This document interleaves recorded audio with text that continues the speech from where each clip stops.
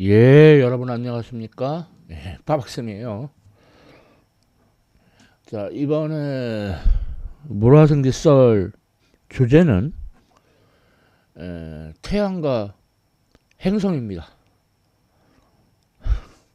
이게 뭐 많은 사람들이 다루는 주제인데 저는 조금 뭐 다른 사람들이 얘기하지 않은 거 또 좀 얘기 좀 하고, 그리고 이게 좀 내용이 많아가지고 이게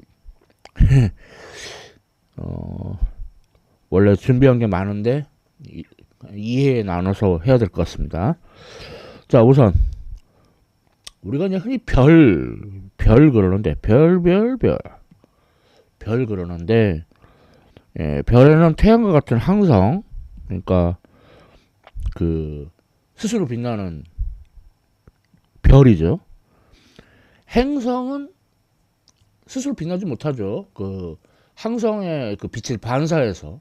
그러니까 항성과 행성은 다른 건데 막 별 이렇게 다 퉁쳐가지고 이렇게 말하는 경우가 많죠. 자, 그 다음에 이제 우리 이제 해묵은 논쟁, 천동설과 지동설. 그래서 천동설이 이제 되게 대세였었죠. 그래서 대표적인 인물로 클라우디우스, 프톨레마이오스, 뭐 영어식으로는 뭐 톨레미 뭐 그렇게 부르기도 해요. 그래서 이제 이 사람이 이제 쓴 유명한 책이 이제 알마게스트. 이거는 이제 아랍어로 위대한 책 뭐 그런 뜻이에요. 그래서 천동설 보면은 지구가 우주의 중심에 있고, 그 다음에 이 순서가 이제 달, 수성, 그 다음에 금성,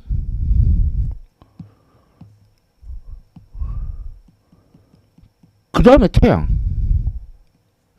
화성, 목성, 토성. 뭐 이때는 망원경이 발달하지 못하고 맨눈으로 봤으니까 토성까지 보였죠. 자, 근데 이렇게 하고 행성의 운동을 보니까 너무 행성의 운동이 복잡해요. 그럼에도 불구하고 왜 지구가 우주의 중심이냐, 이게 사실 좀 종교적인 영향이 크거든요. 물론 가톨릭에서는 공식적으로 자기들이 천동설을 뭐 한 적은 없다라고 말하는데 당시 사회에 막대한 영향을 끼쳤죠. 근데 이제 교리로 봐도 뭐 우리 크리스마스에 예수님이 태어나가지고 말 고유에 눕혔다 뭐 이런 말이 있잖아요. 그러니까 존귀하신 분이 낮은 곳으로 임하소서, 교리적으로도 꽤 감동이 있단 말이에요. 그러니까 지구가 뭐 우주의 중심이 아니라 그냥 우주 변두리에 있는 하찮은 행성이다. 거기에 존귀하신 분이 태어났다. 이것도 상당히 감동적인 교리가 될 수 있지 않겠어요? 근데 생각이 다른 것 같아요. 아무튼 종교하고 과학을 혼동하면 안 되죠. 다른 겁니다. 자, 그래서 이제 기동설이 이제 등장하게 되는데, 기동설의 이제 유명한 인물이 바로 니콜라우스 코페르니쿠스, 그렇죠? 그래서 뭐 코페르니쿠스적인 뭐 사고 전환, 그러니까 지구 대신에 태양을 이제 중심으로, 우주의 중심으로 놓자. 그런데 생각보다 코페르니쿠스의 이론은 천동설만큼 그렇게 보다 그렇게 아주 간단하지가 않았어요. 오히려 더 복잡했어요.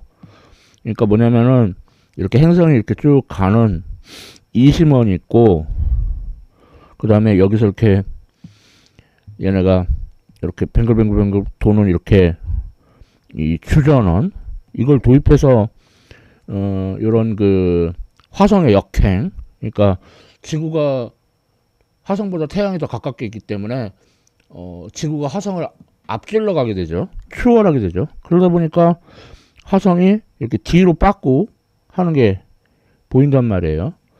그러니까 코페르니쿠스도 문제가 뭐냐면은 행성의 궤도는 완벽한 도형인 원이어야 된다 이런 거예요. 아니 원이 완벽해?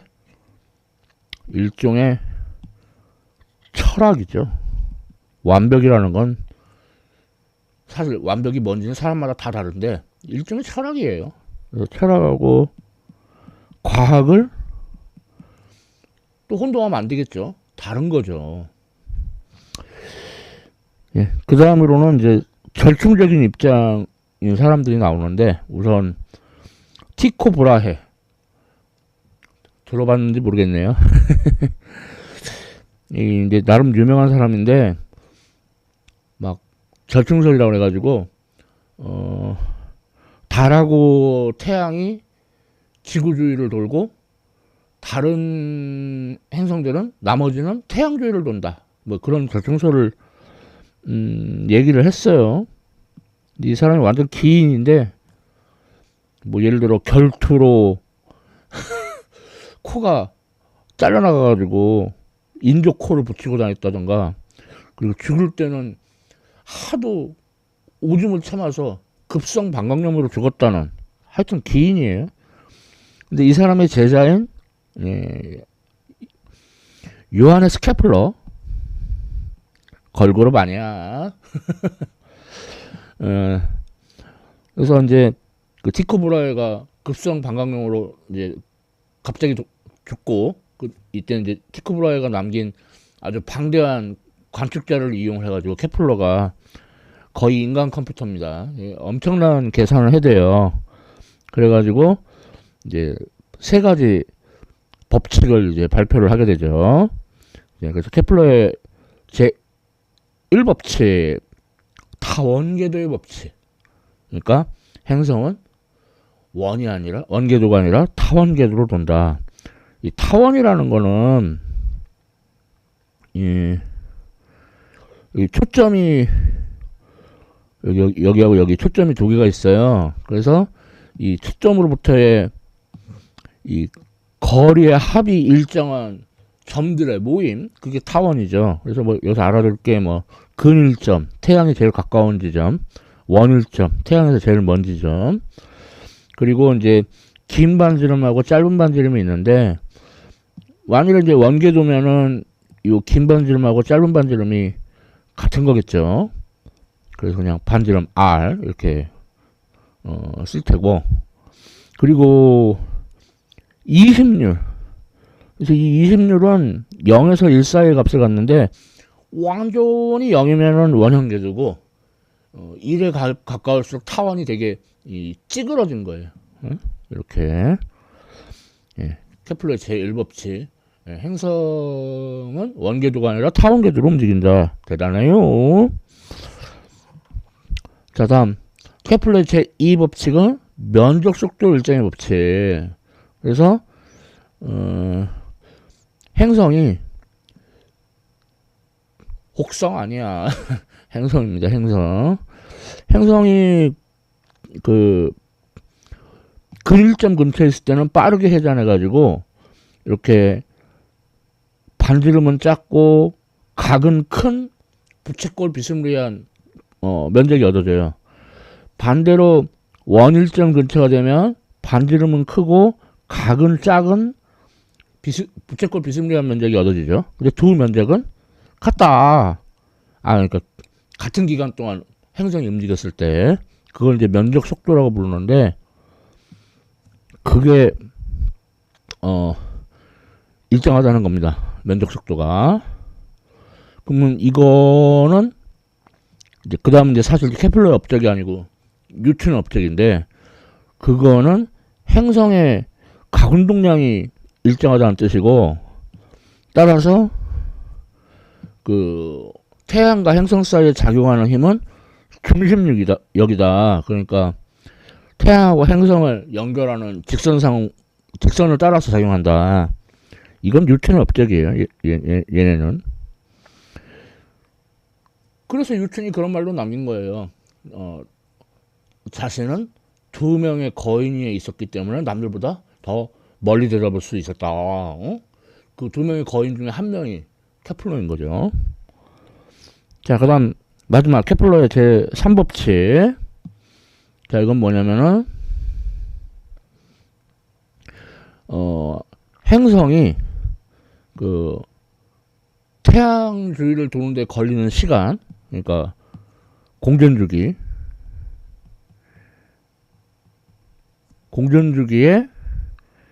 제곱하고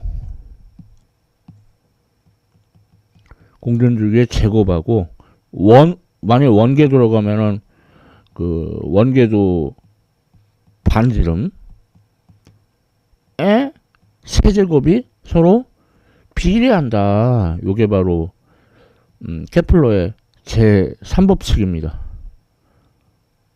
대단하죠? 예. 자, 그 다음 이제 소개할 거는 티티우스와 보대의 법칙이에요. 이건 사실 좀 경험적인 법칙인데, 그러니까 원궤도로 봤을 때 그 반지름 R이 0.4 더하기 0.3 곱하기 2의 n제곱, 단위는 AU가 뭐냐면은 요거는 이제 지구에서 태양까지의 거리예요. 그래 약 1억 5천만 킬로미터. 그래서 여기 n 대신에 무한대를 대입해보면은 수성하고 맞아떨어지고, 0 대입하면 금성, 1 대입하면 지구, 2 대입하면 화성, 4 대입하면 목성, 5 대입하면 토성. 그죠? 대단하죠? 어떻게 이렇게 잘 맞아떨어지는지. 그러니까 이제 여기서 이제 사람들이 이제, 아니 그러면 3인 거는 뭐냐 이거야. 그래서 이제 이 지역을 이제 사람들이 막 훑었는데, 그러니까 천체는 안 보이고 짜잘한 천체들이 엄청 많이 있다는 거 알았어요. 그래서 화성과 목성 사이에 이제 행성대가 있는데, 거기서 제일 큰 게 지금은 소행성이라고 안 하지만 외행성이라고 하지만 아무튼 세레스. 그리고 망원경이 좀 발달하면서 n이 6인 곳에 해당되는 천왕성까지 발견하게 돼요.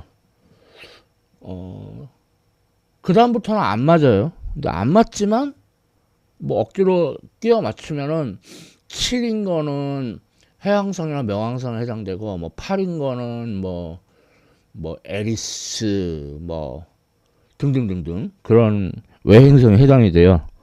그래서 이게 경험적인 법칙치고는 너무 잘 맞아가지고, 근데 뭐 요즘 이제 외계 그 항성계 외계 행성들 많이 발견하고 있잖아요. 거기서도 이런 티치스 보대의 법칙과 비슷한 규칙성들이 많이 보인다고 합니다. 참 신기한 일이죠. 예, 그래서 이런 어려운 얘기는 이제 그만하고 이제 좀 쉬운 얘기 해봅시다.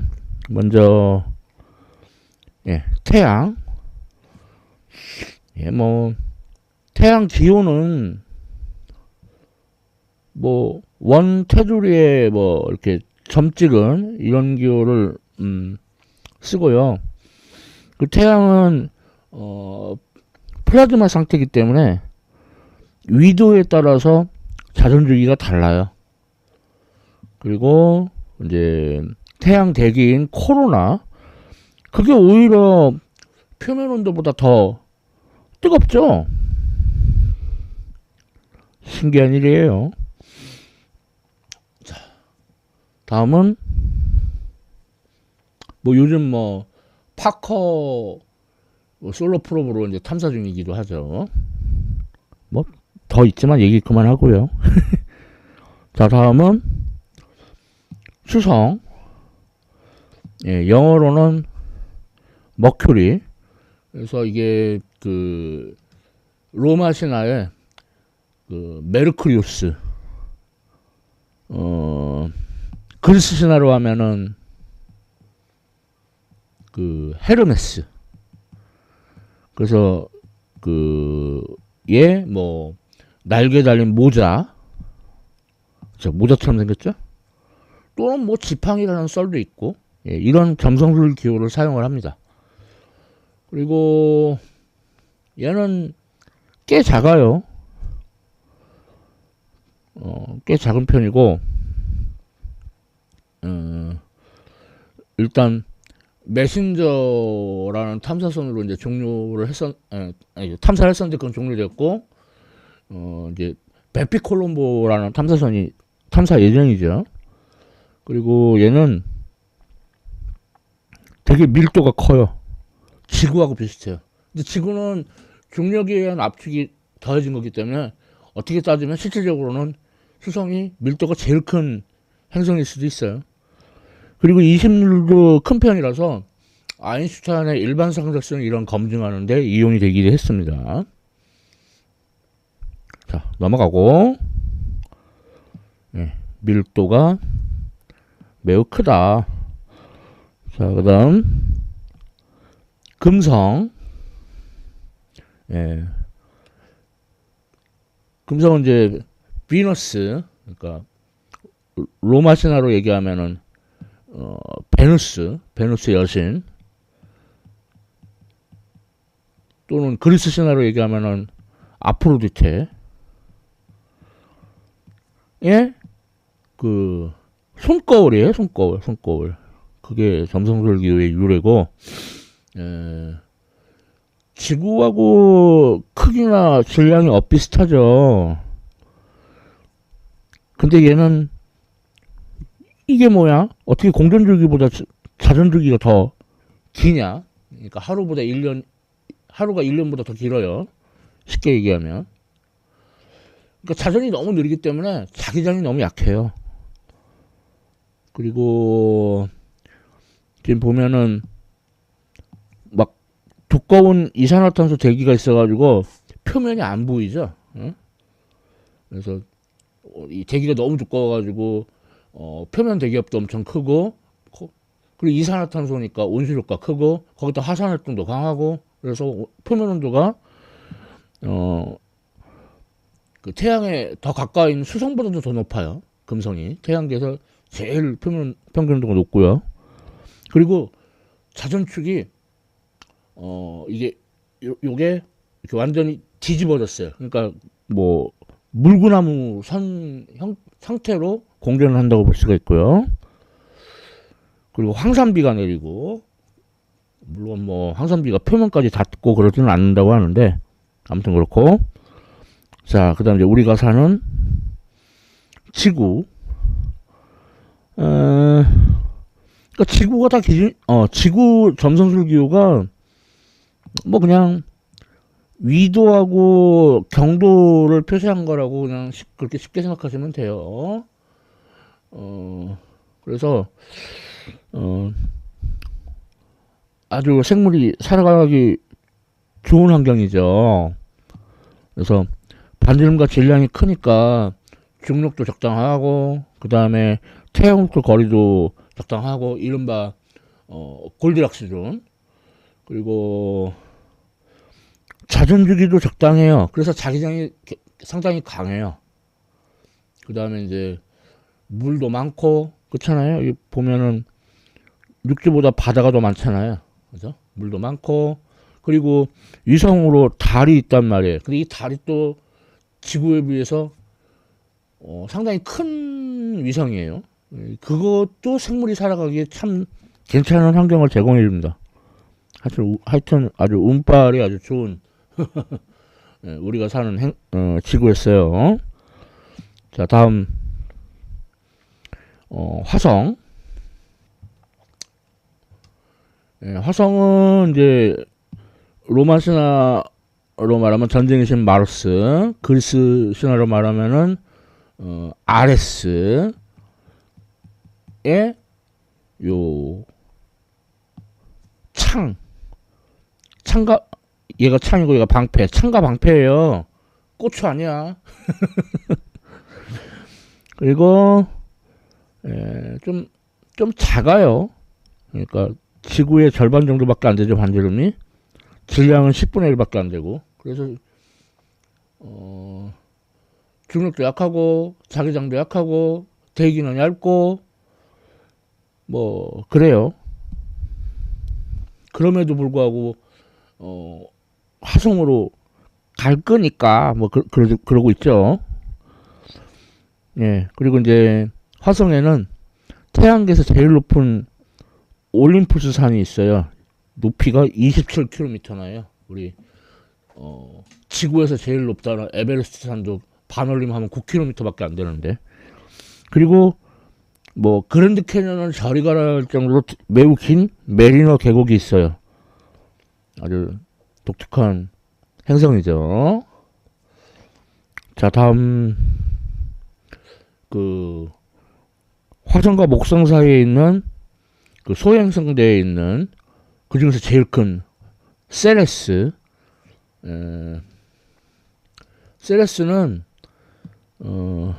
로마 신화로 얘기하면은 추수의 여신 케레스, 그리스 신화로 얘기하면은 데메테르의 그 낫이에요, 낫.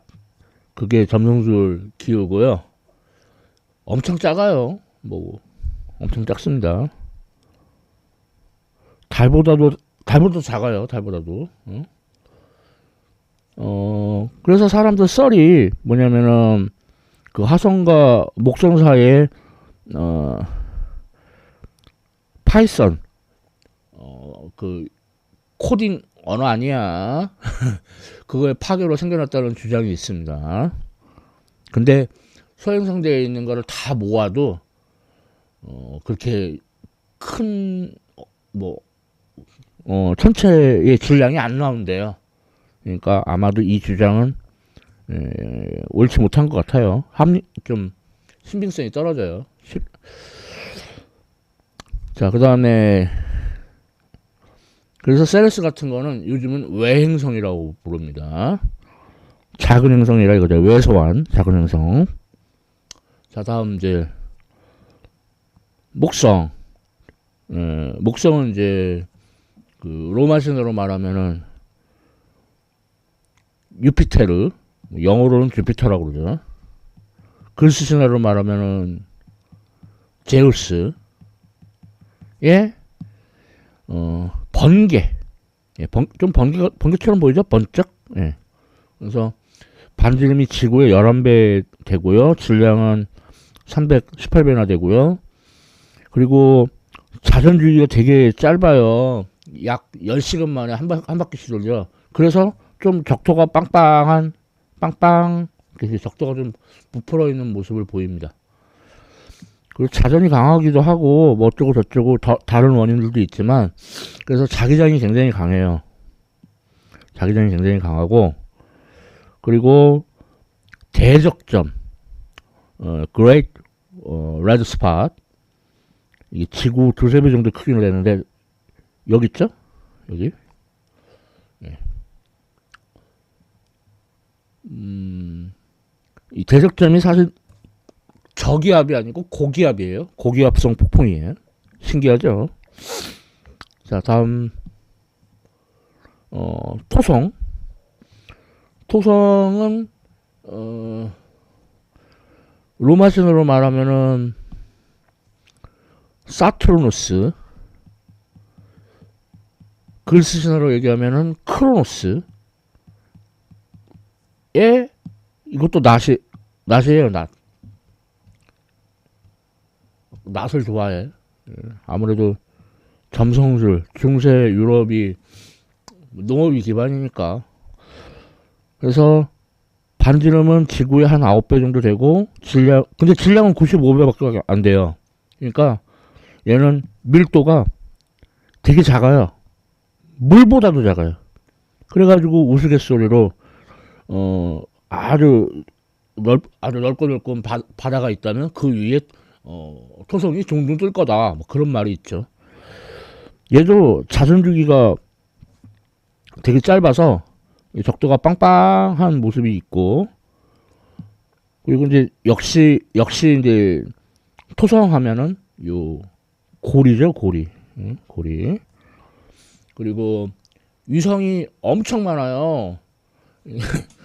목성하고 토성하고 서로 누가 위성이 더 많나 경쟁을 했는데 그것도 되게 재미있어요.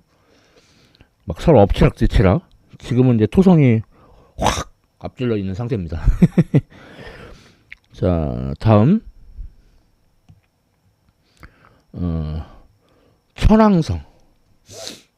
예, 천왕성은 이제 그 윌리엄 허쉘이라는 사람이 발견을 했거든요. 그래서 허쉘의 H를 따가지고, 또는 이제 화성하고 태양, 그러니까 태양이 이렇게 동그라미에 점 있는 거잖아요. 화성은 이렇게 창과 방패, 고추 아니라죠. 예, 그게 이제 결합된 모습이고요. 그래서 얘는 이제 로마 신화에, 그러니까 웃겨. 지금까지는 다 로마 신화 이름으로 붙였잖아요. 근데 우라노스는 이거 그리스 신화거든요. 그리스 신화. 근데 로마 신화로 하면은 그 카일로스예요. 참 얘만 좀 이상해. 다 로마 신화 하다가 왜 갑자기 그리스 신화? 그래서 여기서 이제 나온 게 바로 우라늄이죠. 우라늄. 얘 이제 특이한 점은 얘는 그 자전축이, 얘는 자전축이 이렇게 90도, 그러니까 옆으로 떼굴떼굴 이렇게 누운 상태로 공전을 해요. 그게 되게 신기하죠. 자, 그 다음에 해왕성. 해왕성은 이제 그 로마 신화로 말하면은 넵투누스, 그리스 신화로 얘기하면은 포세이돈, 바다의 신이죠. 그러니까 이거는 이 바다의 신의 그 삼지창, 그거를 형성한 점성술 기호가 되겠고, 그런데 이제 역시 물리학에서는 그냥 넵투늄. 그 다음에 얘는 그 토성처럼 그 그레이트 다크 스팟, 대흑점이라는 게 발생하는데, 역시 그 목성의 대적점처럼 고기압성 폭풍인 거는 맞는데 지속 시간이 좀 짧아요. 목성 거는 한 몇백 년 됐고 얘는 몇 년밖에 지속을 못하는, 그런 좀 차이가 있습니다. 자, 이제 다음은 행성은 사실 여기까지 끝이에요. 근데 과거에는 명왕성도 행성으로 봤었죠. 그래서 명왕성은 그 물론 발견자는